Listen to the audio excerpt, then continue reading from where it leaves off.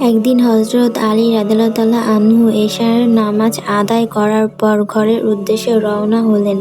তখন একজন সঙ্গী তাকে এ সময় পাহারা দিচ্ছিলেন। হযরত আলী রাদিয়াল্লাহু তাকে পাহারা দেওয়ার কারণ জানতে চাইলেন। তার সঙ্গী বললেন, যাতে কেউ আপনার ক্ষতি না করতে পারে এ কারণে পাহারা দিচ্ছি। হযরত আলী রাদিয়াল্লাহু আনহু জিজ্ঞাসা করলেন, কার কাছ থেকে নিরাপত্তার জন্য পাহারা দিচ্ছ? জমিনের না আকাশের যিনি অধীশ্বর তার কাছ থেকে? সঙ্গী বললেন, আকাশের যিনি অধীশ্বর তার কাছ থেকে কে পাহারা দিতে পারে? জমিনের অধিবাসীদের কাছ থেকে পাহারা দিচ্ছি। হযরত আলী রাদিয়াল্লাহু আনহু বললেন, যাও ঘরে গিয়ে ঘুমিয়ে থাকো।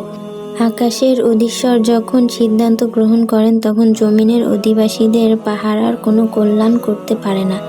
আকাশের অধীশ্বর যখন সিদ্ধান্ত না করেন তখন জমিনের তীর তলোয়ার কোনো ক্ষতি করার ক্ষমতা রাখে না। যাও ঘরে গিয়ে আরাম করো। একথা বলে তিনি প্রহরী সঙ্গীকে পাঠিয়ে দিলেন।